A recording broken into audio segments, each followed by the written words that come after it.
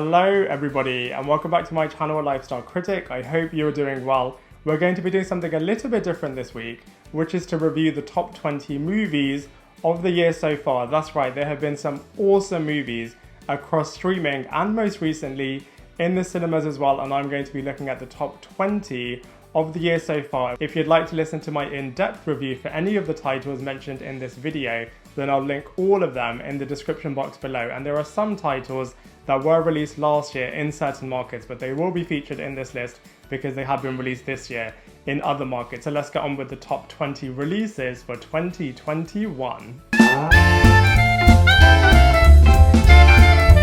So kicking off this list in number 20, we have Voyagers, which stars Colin Farrell, Ty Sheridan, Lily Rose Depp and Fionn Whitehead, and is effectively Lord of the Flies in space. Now it's got a really interesting premise and it does explore some really interesting themes. I just feel like they could have pushed it so much further, which is why it is featuring in number 20 in this list. In number 19, we have Godzilla vs. Kong, which was a real visual delight and was a super cinematic movie and was one of the best performing during the pandemic. I just feel like the script and the plot of this movie were pretty weak, but that being said, they did try, and they did try to make it as awesome as it was, and it was a real visual delight, like I said. But I just feel like I wanted the script and the plot to be a lot stronger, which is why it's at number 19.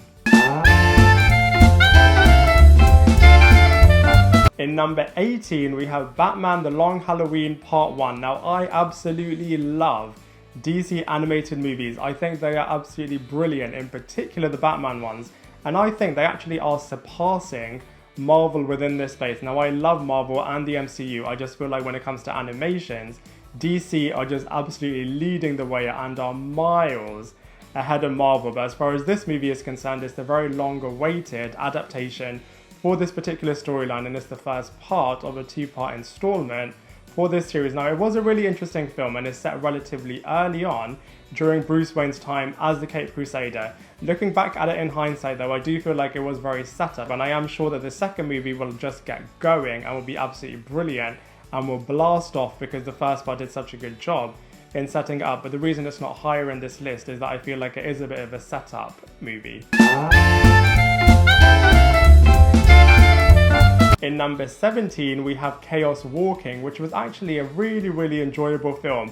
Unfortunately though, it got very little promotional material and very little marketing material as well, which inevitably led it to be a bit of a box office failure, which is such a shame. Now, it's not a perfect movie, but it's still really enjoyable and is led from the front brilliantly by both Tom Holland and Daisy Ridley in a bit of a dystopian action-adventure movie, and I would highly recommend watching it if you haven't seen it already. Flying in at number 16 is Dragonrider, which I don't think is that well known, but it's such a fun family adventure movie that I think can rival any Disney and Pixar movie, and it tells a really nice story about an unassuming and overlooked dragon that goes on this epic adventure movie across the entire world as he has to save the day for his entire species, and is just full of a lot of humour, a lot of charm. It's a really fun movie and I'd highly recommend watching it if you're a really big animation fan. Coming in at number 15, we have Mitchells vs. the Machines. Yes, we have another animation, this time from Sony Animation Studios, who were the same people that brought us Into the Spider-Verse, and this time it's a bit of an action-adventure animation movie about an unassuming dysfunctional family that have to save the entire world from a robot uprising, and it had some really nice moments in there and some really nice throwbacks. I just felt like it was missing a certain je ne sais quoi in this movie. In at number 14, we have Blithe Spirit, which is another movie that I feel like was really overlooked, and it had such an awesome cast in this movie. I mean, we had Dame Judi Dench, we had Dan Stevens, we had Isla Fisher, and we had Leslie Mann, and it was based on the very popular Broadway theatrical production. And no exaggeration, I was literally in hysterics from start to finish in this movie, and I thought it was such a fun movie and is definitely one to watch if you haven't seen it already. In at number 13, we have Luca, which is the latest animation movie from Pixar Studios, and it's a really charming movie about sea creatures that are viewed as monsters from humans in the surface world. And like I said, it was a really cool movie. I just felt like I was missing that real heart-wrenching, shocking, magical moments that Pixar are known for. But that being said, it is a really great new animation this year. In at number 12, we have Awake, which is another overlooked movie. This time it's an apocalyptic movie about what would happen if the entire world cannot go to sleep. And it was such an interesting concept and was an ordeal that the entire world was suffering from. And at the same time as this, it had a really emotionally charged and led storyline for this particular family, brilliantly led by Gina Rodriguez. And I, for one, absolutely love my sleep. So the thought of not being able to go to sleep, I just think is very terrifying enough. And this movie then takes that a step further by having this brilliant apocalyptic lens added to it. In at number 11, we have the very long-awaited A Quiet Place Part 2, which interestingly started its marketing material at the beginning of the pandemic and now most recently, finally, had its release. And it's such a theatrical experience-based movie. I loved watching it in the cinema, and it really nicely continued the storyline and expanded upon the world and the characters as well. I just felt like it ended a bit abruptly, and it could have gone on for another 30 minutes. I know it will do in the third installment and in the spin-off as well. I just wanted a little bit more from this movie, especially after how long we've been waiting for it. Looking back, there have actually been some pretty awesome movies released this year, and so I want to do some honorable mentions about the ones that just narrowly missed this top 20 list. So the first one is Coming to America, which is a really fun sequel and continuation of the storyline of the characters, and it was really nice that all of the cast from the original movie came back to continue this storyline. I just unfortunately felt it wasn't as epic as the first one was. Next up we have Cruella, which is a bit of a prequel / soft reboot that was a bit of an origin storyline that explored how the Disney villain came to be the infamous character that we all know and love. And I thought this movie was really cool in terms of really exploring the fashion industry, really looking at how this character became the character that she was. I just didn't feel it was as epic as the Maleficent movie. Next up we have The Father, which was an absolutely groundbreaking movie. I absolutely loved this movie. It explored the storyline of a man suffering from dementia, and it told it from his perspective. And it was just such a haunting, emotional, heartbreaking, and powerful movie. And it just had such fantastic performances from both Olivia Colman and most notably Anthony Hopkins as well. Next up we have Antebellum, which is a truly terrifying horror movie, very similar to Get Out and Us, about a woman who suddenly finds herself on a slave plantation farm, and it's just such a scary movie. I won't reveal anything as obviously we'll enter spoiler territory, but it's a really chilling watch.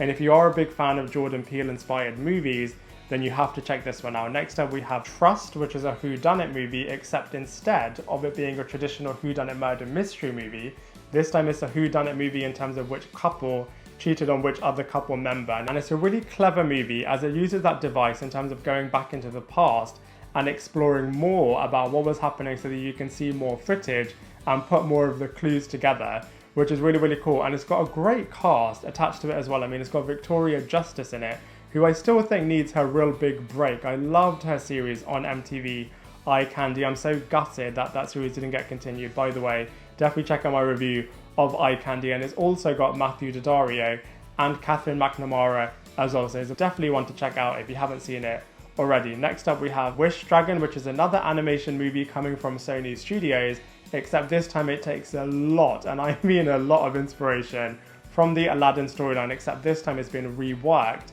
into having more of a Chinese aesthetic to it, and is a really enjoyable movie. Next up we have Fear Street Part 1, which is the first installment of a horror trilogy based on R.L. Stein's novel of the same name, and it's got a really interesting supernatural mystery aspect to this film. I was just expecting a lot more from it, especially after it had such an awesome, brilliant opening sequence.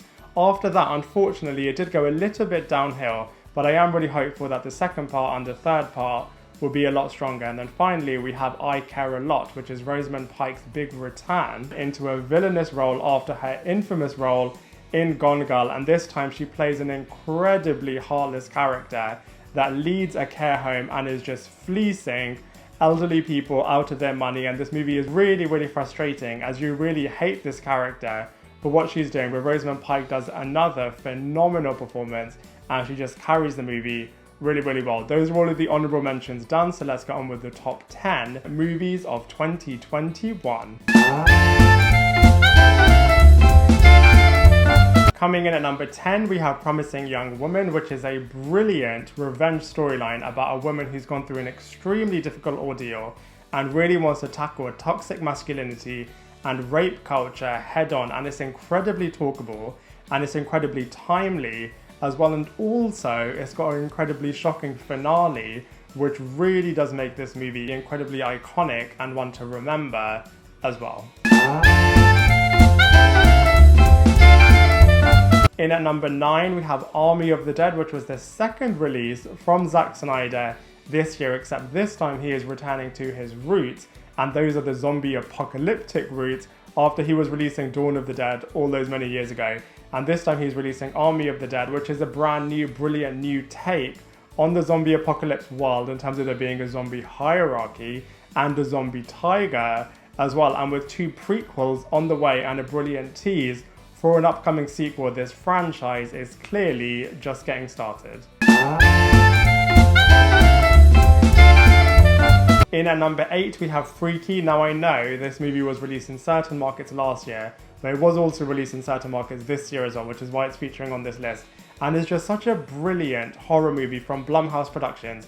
I know Blumhouse Productions, sometimes they've had some hits and they've had a few misses. Thankfully, Freaky is a brilliant new entry within the teen slasher genre, and this time it puts a brand new spin on the body swapping franchise and the teen slasher franchise as well, and has brilliant performances from Vince Vaughn and Catherine Newton, which definitely makes this one to remember within this category.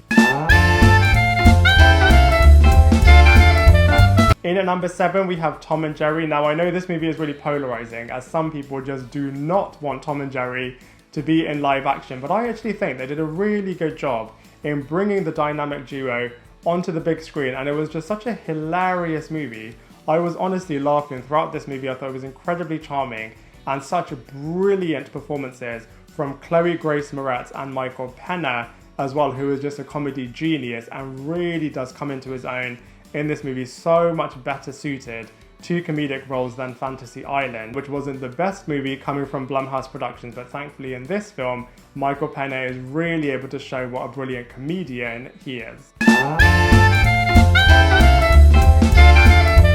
In at number 6, we have Love and Monsters. Now I know in certain markets this was released last year, but also in certain markets it was released this year, and it's just such a brilliant, fun, hilarious, and more light-hearted take on the end of the world apocalypse narrative, except this time it's got insects that are taking over the entire world that are now giants, and it's just got a fantastic performance from Dylan O'Brien. He just gives such a brilliant, fun, charming, hilarious performance and just carries this movie so well.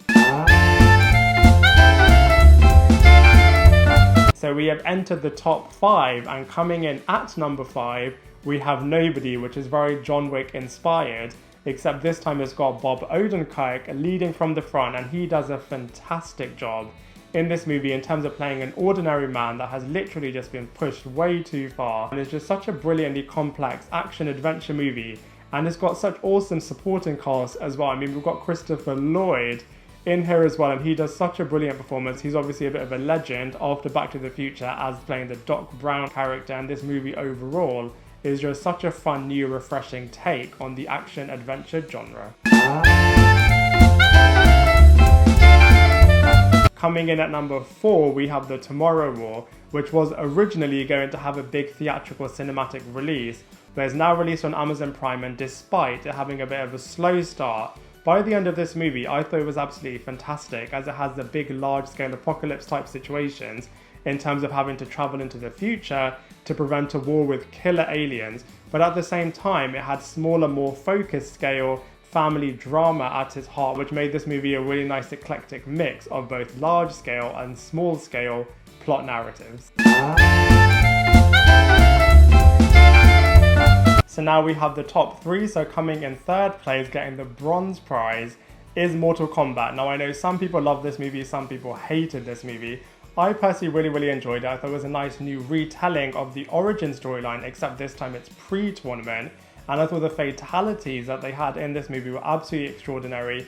And Kano, God, that character was absolutely hilarious and really did carry the movie. I did think it was a little bit too similar to the recently released rebooted animated movie, and I was a little bit frustrated that the Cole Young character was getting so much prominence and so much screen time over the more established characters, but you know, it is part of this new adaptation, which on the whole I thought was pretty epic.